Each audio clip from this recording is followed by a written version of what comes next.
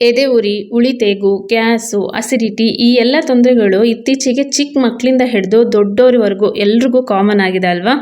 ಈ ಅಸಿಡಿಟಿನ ಕಂಟ್ರೋಲ್ ಮಾಡ್ಕೋಬೇಕು ಅಂದರೆ ಮೊದಲು ನಾವು ಅದರ ರೂಟ್ ಕಾಸ್ನ ತಿಳ್ಕೋಬೇಕು. ಈ ವಿಡಿಯೋನಲ್ಲಿ 5 ಪ್ರಾಕ್ಟಿಕಲ್ ಸೊಲ್ಯೂಷನ್ಸ್ ನಿಮಗೆ ಸಿಗುತ್ತೆ. ಇದರಿಂದ ಅಸಿಡಿಟಿನ ಕಡಿಮೆ ಮಾಡ್ಕೊಳ್ಳೋದ್ರ ಜೊತೆಗೆ ಓವರ್ ಡೈಜೆಷನ್ನು ಕೂಡ ಇಂಪ್ರೂವ್ ಮಾಡ್ಕೋಬೋದು. ಹಲೋ ನಮಸ್ತೆ, ನಾನು ನಿಮ್ಮ ಪ್ರೀತಿಯ Prema Shankar. Welcome back to another useful and informative video.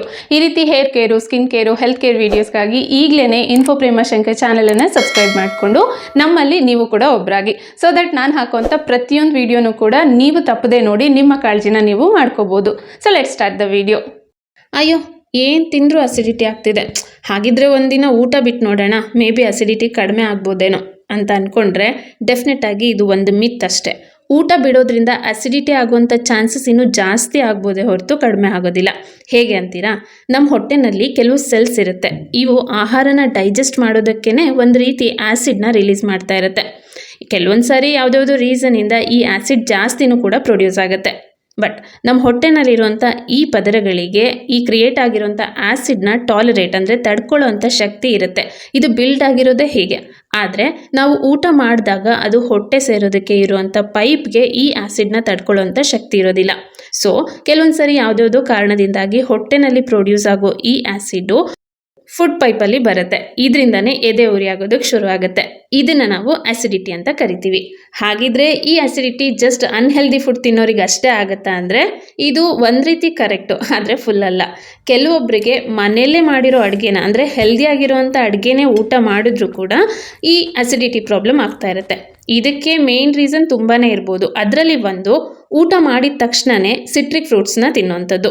ಇನ್ನು ಊಟ ಅರ್ಜೆಂಟಲ್ಲಿ ಬೇಗ ಹೋಗಬೇಕು ಎಲ್ಲೋ ಹೊರಗಡೆ ಅಂತ ಹೇಳಿ ಜಗಿದೆ ಹಾಗೆ ನುಂಗೋದು. ಇನ್ನು ಊಟ ಮಾಡೋ ಟೈಮಲ್ಲಿ ವಿಡಿಯೋ ಅಥವಾ ಟಿವಿನ ನೋಡ್ತಾ ಇರೋದು, ಮೊಬೈಲ್ನ ಸ್ಕ್ರಾಲ್ ಮಾಡೋದು, ಅಥವಾ ಊಟ ಆದ ತಕ್ಷಣವೇ ಮಲಗೋದು, ಅಥವಾ ಕಂಟಿನ್ಯೂಸ್ ಆಗಿ ಒಂದೇ ಹತ್ರ ಕೂತು ಕೆಲಸ ಮಾಡೋದು. ಇದರಲ್ಲಿ ರೀಸನ್ ಯಾವುದಾದ್ರೂ ಆಗಿರ್ಬೋದು. ಸರಿ, ಈಗ ಅಸಿಡಿಟಿ ಆಗಿಬಿಟ್ಟಿದೆ, ತಕ್ಷಣಕ್ಕೆ ನಾನು ಅದನ್ನು ಕಡಿಮೆ ಮಾಡ್ಕೋಬೇಕು ಅಂತ ಅಸಿಡಿಟಿ ಟ್ಯಾಬ್ಲೆಟ್ನ ತೊಗೊಳ್ಳೋದು ಅಥವಾ ಸೋಡಾನ ಕುಡಿಯೋದು, ಇದೆಲ್ಲದರಿಂದ ಕಂಪ್ಲೀಟಾಗಿ ಅಸಿಡಿಟಿ ಹೋಗುತ್ತಾ ಅಂದರೆ ಡೆಫಿನೆಟ್ ಆಗಿ ಇಲ್ಲ. ಇದೆಲ್ಲ ಒಂದು ಟೆಂಪ್ರವರಿ ಸೊಲ್ಯೂಷನ್ ಅಷ್ಟೇ. ಈ ರೀತಿ ಟೆಂಪ್ರವರಿ ಸೊಲ್ಯೂಷನ್ಸ್ನ ಹುಡುಕೊಂಡು ಮುಂದೆ ಒಂದು ದಿನ ಸೀರಿಯಸ್ ಹೆಲ್ತ್ ಇಶ್ಯೂಸ್ಗೆ ನಾವೇ ಕಾರಣ ಆಗಿಬಿಡ್ತೀವಿ. ಸೊ ಆದಷ್ಟು ಅಸಿಡಿಟಿಗೆ ಟೆಂಪ್ರವರಿ ಸೊಲ್ಯೂಷನ್ಸ್ನ ಹುಡ್ಕೋ ಬದಲು ಅದರ ರೂಟ್ ಕಾಸ್ನ ತಿಳ್ಕೋಬೇಕು. ಇದು ಅಸಿಡಿಟಿಗೆ ಅಂತ ಅಲ್ಲ, ಯಾವುದೇ ಪ್ರಾಬ್ಲಮ್ ಆಗಲಿ ಅದರ ರೂಟ್ ಕಾಸ್ ನಮಗೆ ಕರೆಕ್ಟಾಗಿ ಗೊತ್ತಾಯಿತು ಅಂದರೆ ಅರ್ಧ ಪ್ರಾಬ್ಲಮ್ ಅಲ್ಲೇ ಸಾಲ್ವ್ ಆಯಿತು ಅಂತ ಅರ್ಥ. ಸೊ ರೂಟ್ ಕಾಸ್ನ ತಿಳ್ಕೊಂಡ್ಮೇಲೆ ನಾನು ಹೇಳ್ದಾಗೆ ಅರ್ಧ ಪ್ರಾಬ್ಲಮ್ ಸಾಲ್ವ್ ಆಗಿರುತ್ತೆ ಅಲ್ವಾ? ಉಳಿದಿರೋ ಪ್ರಾಬ್ಲಮ್ನ ಕ್ಲಿಯರ್ ಮಾಡ್ಕೊಳ್ಳೋದಕ್ಕೆ ನಾವು 5 ಪ್ರಾಕ್ಟಿಕಲ್ ಸೊಲ್ಯೂಷನ್ಸ್ನ ನೋಡೋಣ. ಇದರಿಂದ ಅಸಿಡಿಟಿನ ಕಂಟ್ರೋಲ್ ಮಾಡ್ಕೊಳ್ಳೋದಕ್ಕೆ ತುಂಬಾ ಹೆಲ್ಪ್ ಆಗುತ್ತೆ. ಅದರಲ್ಲಿ first one, developing better eating habits. ಅಂದರೆ ಊಟ ಮಾಡುವಾಗ ಕೆಲವೊಂದು ಸಿಂಪಲ್ ರೂಲ್ಸ್ನ ಫಾಲೋ ಮಾಡೋದ್ರಿಂದ ಡೈಜೆಷನ್ ಪ್ರೋಸೆಸ್ ಈಸಿ ಆಗುತ್ತೆ. ಇದರಿಂದ ಅಸಿಡಿಟಿನೂ ಕಡಿಮೆ ಆಗುತ್ತೆ, ಅಂದರೆ ಅಸಿಡಿಟಿ ಆಗೋ ಚಾನ್ಸೇ ಇರೋದಿಲ್ಲ. ಸೊ ರೂಲ್ ನಂಬರ್ 1 ಏನು ಅಂದರೆ ಚೂ ಯುವರ್ ಫುಡ್ ಥರೋಲಿ. ಇದು ತುಂಬ ಇಂಪಾರ್ಟೆಂಟ್ ರೂಲ್. ಅರ್ಜೆಂಟಲ್ಲಿ ಎಲ್ಲೋ ಹೊರಗಡೆ ಹೋಗಬೇಕು, ಸೊ ಬೇಗ ಊಟ ಮಾಡಬೇಕು ಅಂತ ಹೇಳಿ ಬಾಯಲ್ಲಿ ಇಟ್ಕೊಂಡಿರೋ ಅನ್ನನೂ ಕೂಡ ಜಗಿದೆ ಹಾಗೆ ನುಂಗ್ಬಿಡ್ತೀವಿ. ಇನ್ನೂ ಕೆಲವೊಂದು ಸಾರಿ ಮೋಸ್ಟ್ ಆಫ್ ಅಸ್ ಮಾಡೋದೇನು ಅಂದರೆ ಊಟ ಮಾಡುವಾಗ ಮೊಬೈಲ್ನ ಸ್ಕ್ರೋಲ್ ಮಾಡ್ತಾ ಇರ್ತೀವಿ, ಅಥವಾ ಟಿವಿನ ಆನ್ ಮಾಡಿಕೊಂಡು ವೀಡಿಯೋಸ್ ನೋಡ್ತಾ ಇರ್ತೀವಿ, ಮೂವೀಸ್ನ ನೋಡ್ತಾ ಇರ್ತೀವಿ, ಇನ್ನು ಫೋನಲ್ಲಿ ಯಾರ್ದೋ ಜೊತೆ ಮಾತಾಡ್ತಾ ಇರ್ತೀವಿ. ಸೊ ಈ ಟೈಮಲ್ಲೆಲ್ಲ ನಮ್ಮ ಬಾಯಲ್ಲಿರುವಂಥ ಅನ್ನನ ನಾವು ಎಷ್ಟು ಸಾರಿ ಜಗ್ದು ತಿಂತಾ ಇದ್ದೀವಿ ಅನ್ನೋದು ಕೂಡ ನಮಗೆ ಗೊತ್ತಾಗೋದಿಲ್ಲ ಅಲ್ವಾ? So take your own time, ಅಂದರೆ ಊಟನ ಪೂರ್ತಿಯಾಗಿ ಜಗ್ದು ಆಮೇಲೆ ನುಂಗೋದು. ಈ ಒಂದು ರೂಲನ್ನು ನಾವು ಕರೆಕ್ಟಾಗಿ ಫಾಲೋ ಮಾಡಿದ್ರೆ ಅಸಿಡಿಟಿ ಪ್ರಾಬ್ಲಮ್ಮು, ಡೈಜೆಷನ್ ಪ್ರಾಬ್ಲಮ್ ಇದ್ಯಾವುದು ಕೂಡ ಇರೋದೇ ಇಲ್ಲ. Second rule, have smaller and more frequent meals. ಅಂದರೆ ನಿಮ್ಗೇನಾದ್ರು ಒಂದು ವೇಳೆ ಅಸಿಡಿಟಿ ಪ್ರಾಬ್ಲಮ್ ಇತ್ತೀಚೆಗೆ ಶುರು ಆಗ್ತಾ ಇದೆ ಅಥವಾ ಜಾಸ್ತಿ ಆಗ್ತಾ ಇದೆ ಅಂದರೆ ಅದು ಮೇ ಬಿ ನೀವು ಒಂದೇ ಸಾರಿಗೆ ಜಾಸ್ತಿ ಊಟ ಮಾಡ್ತಾ ಇರೋದ್ರಿಂದ ಆಗ್ತಾ ಇರ್ಬೋದು. ಯಾವಾಗ ನಮ್ಮ ಹೊಟ್ಟೆ ಫುಲ್ ಆಗುತ್ತೋ ಆಗ ನಾನು ಮುಂಚೆ ಹೇಳ್ದಾಗೆ ನಮ್ಮ ಹೊಟ್ಟೆನಲ್ಲಿ ಒಂದು ರೀತಿ ಆ್ಯಸಿಡ್ ಜನರೇಟ್ ಆಗುತ್ತೆ, ಅಂದರೆ ಪ್ರೊಡ್ಯೂಸ್ ಆಗುತ್ತೆ ಅಂತ ಹೇಳಿದೆ ಅಲ್ವಾ? ಆ ಆ್ಯಸಿಡು ನಮ್ಮ ಫುಡ್ ಪೈಪಲ್ಲಿ ಹೋಗುವಂಥ ಚಾನ್ಸಸ್ ಜಾಸ್ತಿ ಇರುತ್ತೆ. ಇದರಿಂದ ಎದೆ ಉರಿ ಅಥವಾ ಉಳಿತೇಗು ಈ ರೀತಿ ಪ್ರಾಬ್ಲಮ್ಗಳು ಶುರು ಆಗುತ್ತೆ. ಸೊ ಒಂದೇ ಟೈಮಲ್ಲಿ ಜಾಸ್ತಿ ಊಟ ಮಾಡೋ ಬದಲು ದಿನಕ್ಕೆ ನೀವು 3 ಸಾರಿ ಊಟ ಮಾಡ್ತೀರಾ ಅಂದರೆ ಅದನ್ನೇ 4ರಿಂದ 5 ಸಾರಿಗೆ ಸ್ವಲ್ಪ ಕ್ವಾಂಟಿಟಿಯಲ್ಲಿ ತಿನ್ಬೋದು. ಈಟಿಂಗ್ ವಿಂಡೋ ಅಂದರೆ ಒಂದು ದಿನದಲ್ಲಿ ಸ್ಪೆಸಿಫಿಕ್ ಟೈಮ್ ಇರುತ್ತೆ ನಾವು ಊಟ ಮಾಡೋದಕ್ಕೆ. ಎಕ್ಸಾಂಪಲ್ಗೆ ನಿಮ್ಮ ಈಟಿಂಗ್ ಟೈಮ್ ಬೆಳಿಗ್ಗೆ 9 ಗಂಟೆಯಿಂದ ಸಂಜೆ ಅಂದರೆ ರಾತ್ರಿ ಊಟ 7 ಗಂಟೆವರೆಗೂ ಇರುತ್ತೆ ಅಂದ್ಕೊಳ್ಳಿ. ಸೊ ಇದರಲ್ಲಿ ಹೆವಿ ಬ್ರೇಕ್ಫಾಸ್ಟು, ಲಂಚು, ಡಿನ್ನರ್ ಜಾಗದಲ್ಲಿ 4ರಿಂದ 5 ಸಾರಿ ನೀವು ತಿನ್ನುವಂಥ ಅಭ್ಯಾಸನ ಮಾಡ್ಕೋಬೋದು. ಅಂದರೆ ಬೆಳಿಗ್ಗೆ 9 ಗಂಟೆ ಟೈಮಲ್ಲಿ ಫ್ರೂಟ್ಸು, ನಟ್ಸು, ಸೀಡ್ಸು ಈ ರೀತಿ ನಿಮ್ಗೆ ಏನಾಗುತ್ತೋ ಅದನ್ನು ತಿನ್ಬೋದು. ಇನ್ನು 11 ಗಂಟೆಗೆ ಮನೆಯಲ್ಲಿ ಮಾಡಿರೋಂಥ ತಿಂಡಿ ಅಥವಾ ಊಟನೇ ಮಾಡ್ಬೋದು. ಇನ್ನು 3 ಮತ್ತು 4 ಗಂಟೆಗೆ ಏನಾದರೂ ಹೆಲ್ದಿ ಇರೋಂಥ ಸ್ನ್ಯಾಕ್ಸ್ನ ತೊಗೋಬೋದು. ಎಕ್ಸಾಂಪಲ್ಗೆ ಮಖಾನ, ಸ್ಪ್ರೌಟ್ಸು, ಮಜ್ಜಿಗೆ, ಫ್ರೂಟ್ಸು, ಡ್ರೈ ಫ್ರೂಟ್ಸು ಇದರಲ್ಲಿ ಯಾವುದನ್ನಾದರೂ ತೊಗೋಬೋದು. ಇನ್ನು ದಿನದ ಲಾಸ್ಟ್ ಮೀಲ್ ಅಂದರೆ ರಾತ್ರಿ ಊಟನ ಆದಷ್ಟು ಸಂಜೆ 6:30ಯಿಂದ 7:30-8 ಗಂಟೆ ಒಳಗಡೆ ಮುಗಿಸೋದು ತುಂಬಾ ಒಳ್ಳೆಯದು. ಆದರೆ ಇಷ್ಟು ಬೇಗ ಊಟ ಮಾಡಬೇಕಂದ್ರೆ ಇಲ್ಲಿ ನಾವು ರೂಲ್ ನಂಬರ್ 3 ಬಗ್ಗೆ ತಿಳ್ಕೊಬೇಕು. ಅದೇ ಅವಾಯ್ಡ್ ಲೇ ಡೌನ್ ಆಫ್ಟರ್ ಈಟಿಂಗ್. ಇದಂತೂ ತುಂಬ ಅಂದರೆ ತುಂಬಾ ಇಂಪಾರ್ಟೆಂಟ್ ಪಾಯಿಂಟ್. ಇತ್ತೀಚೆಗೆ ತುಂಬ ಜನ ಊಟ ಆದ ತಕ್ಷಣವೇ ಮಲಗೋ ಅಭ್ಯಾಸನ ರೂಢಿ ಮಾಡ್ಕೊಂಡ್ಬಿಟ್ಟಿದ್ದಾರೆ.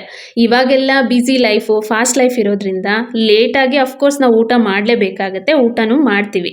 ಬಟ್ ಸೂರ್ಯ ಹುಟ್ಟಿದಾಗಿಂದ ಮುಳುಗೋ ಅಷ್ಟರಲ್ಲೇ ಯಾರು ಊಟನ ಮುಗಿಸ್ತಾರೋ ಅವರ ಡೈಜೆಷನ್ ಪ್ರೋಸೆಸ್ ತುಂಬಾ ಚೆನ್ನಾಗಿರುತ್ತೆ. ಅವರಿಗೆ ಈ ರೀತಿ ಡೈಜೆಷನ್ ಪ್ರಾಬ್ಲಮ್ಮು ಅಥವಾ ಅಸಿಡಿಟಿ ಪ್ರಾಬ್ಲಮ್ ಆಗೋದು ತುಂಬಾ ಕಡಿಮೆ.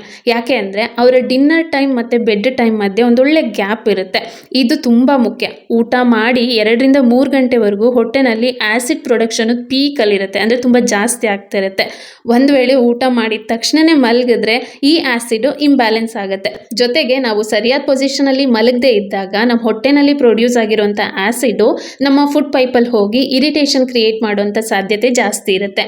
ಅದಕ್ಕೆ ಯಾವಾಗಲೂ ಊಟ ಮಾಡಿದ ಮೇಲೆ ಇಮಿಡಿಯೇಟ್ ಆಗಿ ಮಲಗಬಾರ್ದು. ಸೊ ನಾವು ಊಟ ಮಾಡೋ ಟೈಮಿಂದ ಬೆಡ್ ಟೈಮ್ವರೆಗೂ ಒಂದೊಳ್ಳೆ ಗ್ಯಾಪ್ ಇರಬೇಕು.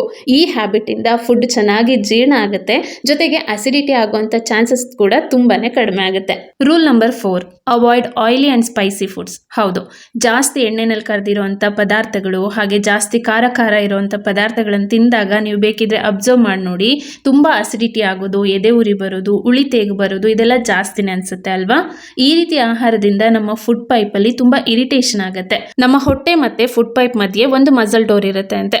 ನಾವು ಈ ರೀತಿ ಆಯಿಲಿ ಫುಡ್ಡು, ಸ್ಪೈಸಿ ಫುಡ್ನ ಜಾಸ್ತಿ ತಿಂದಾಗ ಆ ಡೋರು ಸರಿಯಾಗಿ ಕ್ಲೋಸ್ ಆಗಲ್ಲ ಅಂತ ಹೇಳ್ತಾರೆ.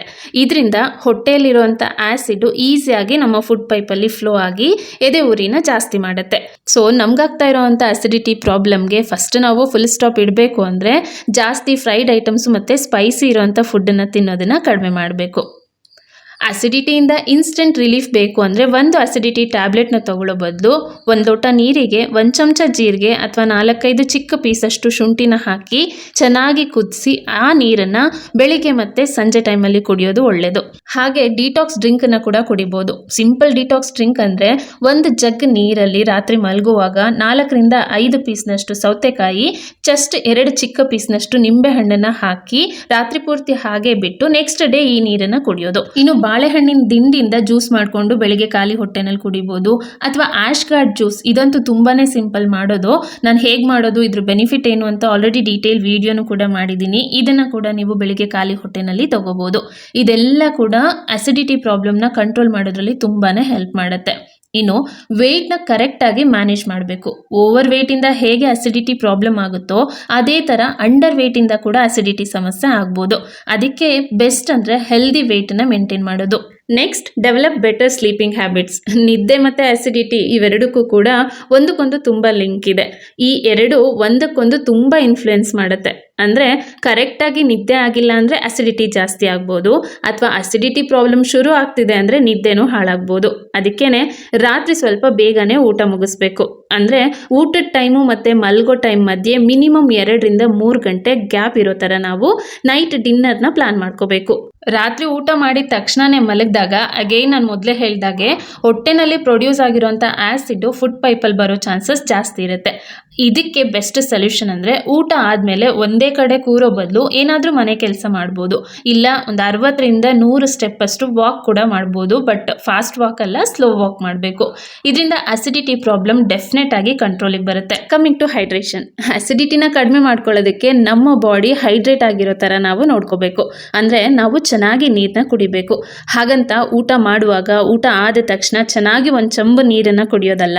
ಊಟಕ್ಕಿಂತ ಅರ್ಧ ಗಂಟೆ ಮುಂಚೆ ಅಥವಾ ಊಟ ಆಗಿ 1 ಗಂಟೆ ಆದಮೇಲೆ ನಮ್ಗೆ ಎಷ್ಟು ಬೇಕೋ ಅಷ್ಟು ನೀರನ್ನು ಕುಡಿಬೋದು.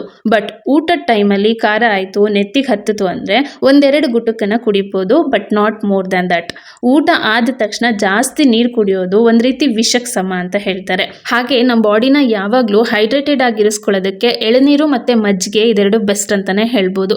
ಊಟ ಆದಮೇಲೆ 1 ಲೋಟ ಮಜ್ಜಿಗೆ ಕುಡಿಯೋದ್ರಿಂದ ನಾವು ಊಟ ಟೈಮಲ್ಲಿ ತಿಂದಿರೋಂಥ ಸ್ಪೈಸಿನೆಸ್ಸು ಈಸಿಯಾಗಿ ಫ್ಲಶ್ ಔಟ್ ಆಗುತ್ತೆ. ಇದರಿಂದ ಹೊಟ್ಟೆನೂ ಕೂಡ ಆರೋಗ್ಯವಾಗಿರುತ್ತೆ. ಫೈನಲ್ ಆ್ಯಂಡ್ ಲಾಸ್ಟ್ ಪಾಯಿಂಟ್ ಅಂದರೆ ಸ್ಟ್ರೆಸ್ ಮ್ಯಾನೇಜ್ಮೆಂಟ್. ಈಗ ಇಲ್ಲಿ ಹೇಳಿರೋ ಎಲ್ಲ ಪಾಯಿಂಟ್ಸು ಕೂಡ ಅಸಿಡಿಟಿಗೆ ಬೆಸ್ಟಾಗಿ ವರ್ಕ್ ಮಾಡುತ್ತೆ. ಆದರೆ ನಮ್ಮ ಮೈಂಡ್ ಫ್ರೀ ಆಗಿಲ್ಲ, ಜಾಸ್ತಿ ಚಿಂತೆ ಮಾಡ್ತಾ ಇದ್ದೀವಿ, ಓವರ್ ಸ್ಟ್ರೆಸ್ನ ತಗೊಳ್ತಾ ಇದ್ದೀವಿ ಅಂದರೆ ಅದರಿಂದನೂ ಕೂಡ ಅಸಿಡಿಟಿ ಜಾಸ್ತಿ ಆಗುವಂಥ ಚಾನ್ಸಸ್ ಇರುತ್ತೆ. ಸೊ ಸ್ಟ್ರೆಸ್ನ ಮ್ಯಾನೇಜ್ ಮಾಡ್ಕೊಳ್ಳೋದಕ್ಕೆ ಬೆಸ್ಟ್ ಸೊಲ್ಯೂಷನ್ ಅಂದರೆ ಯೋಗ, ಪ್ರಾಣಾಯಾಮ ಅಥವಾ ನಮ್ಗೆ ಇಷ್ಟ ಆಗುವಂಥ ಎಕ್ಸಸೈಸು ಇಲ್ಲ ಬೇರೆ ಅಭ್ಯಾಸಗಳನ್ನು ಮಾಡ್ಕೊಳ್ಳೋದು ಒಳ್ಳೆಯದು. So physical exercise acidity, digestion ಪ್ರಾಬ್ಲಮ್ಗೆ ಬೆಸ್ಟ್ ಸೊಲ್ಯೂಷನು. ಇನ್ನು ಸ್ಮೋಕಿಂಗು, ಆಲ್ಕೋಹಾಲ್ ಕನ್ಸಂಪ್ಷನಿಂದ ಕೂಡ ಅಸಿಡಿಟಿ ಜಾಸ್ತಿ ಆಗುತ್ತೆ. ಸೊ ಮೊದಲು ನಮ್ಮ ಲೈಫ್ ಸ್ಟೈಲ್ನ ನಾವು ಚೇಂಜ್ ಮಾಡ್ಕೋಬೇಕು. ಅಂದರೆ ಡೈಲಿ ಹಣ್ಣು, ತರಕಾರಿ, ಒಳ್ಳೆ ಆಹಾರಗಳನ್ನು ತಗೊಳ್ಳೋದ್ರ ಜೊತೆಗೆ ಸ್ವಲ್ಪ ಫಿಸಿಕಲ್ ಮೂಮೆಂಟಿಂದ ಅಸಿಡಿಟಿ ಅಷ್ಟೇ ಅಲ್ಲ, ಓವರ್ ಆಲ್ ನಮ್ಮ ಹೆಲ್ತನ್ನು ನಾವು ಇಂಪ್ರೂವ್ ಮಾಡ್ಕೋಬೋದು. ಹೋಪ್ ಈ ವಿಡಿಯೋ ನಿಮಗೆ ಖಂಡಿತ ಇಷ್ಟ ಆಗಿದೆ ಅಂತ ಅಂದ್ಕೊಳ್ತೀನಿ. ಸೊ ಮಿಸ್ ಮಾಡದೆ ಟ್ರೈ ಮಾಡಿ, ರಿಸಲ್ಟ್ ಹೇಗೆ ಬಂತು ಅಂತ ಹೇಳಿ ನಂಗೆ ತಪ್ಪದೆ ಕಮೆಂಟ್ ಮಾಡಿ. ನಿಮ್ಮ ಬ್ಯೂಟಿಫುಲ್ ಕಮೆಂಟ್ಗೋಸ್ಕರ ನಾನು ಯಾವಾಗಲೂ ವೆಯ್ಟ್ ಮಾಡ್ತಾ ಇರ್ತೀನಿ. ಹಾಗೆ ಈ ವಿಡಿಯೋ ಇಷ್ಟ ಆಯ್ತಲ್ವಾ, ಈಗಲೇ ವಿಡಿಯೋನ ಲೈಕ್ ಮಾಡಿ, ಇನ್ನು ನಿಮ್ಮ ಫ್ರೆಂಡ್ಸು ಮತ್ತು ಫ್ಯಾಮಿಲಿ ಮೆಂಬರ್ಸ್ ಜೊತೆಗೂ ಕೂಡ ಆದಷ್ಟು ಶೇರ್ ಮಾಡಿ. ಹಾಗೆ ನನ್ನ ಚಾನಲಲ್ಲಿ ಫಸ್ಟ್ ಟೈಮ್ ನೀವು ಒಂದು ವಿಡಿಯೋನ ನೋಡ್ತಾ ಇದ್ದರೆ ಈಗಲೇ ಚಾನಲ್ನ ಸಬ್ಸ್ಕ್ರೈಬ್ ಮಾಡಿಕೊಂಡು ಪಕ್ಕದಲ್ಲಿ ಬರುವಂಥ ಬೆಲ್ ಐಕಾನ್ನ ತಪ್ಪದೆ ಕ್ಲಿಕ್ ಮಾಡಿ. ಸೊ ಮತ್ತೊಂದು ಯೂಸ್ಫುಲ್ ಆ್ಯಂಡ್ ಇಂಟ್ರೆಸ್ಟಿಂಗ್ ವಿಡಿಯೋ ಜೊತೆ ಸಿಗ್ತೀನಿ. ಅಲ್ಲಿವರೆಗೂ ಥ್ಯಾಂಕ್ಸ್ ಫಾರ್ ವಾಚಿಂಗ್. ಬಾಯ್.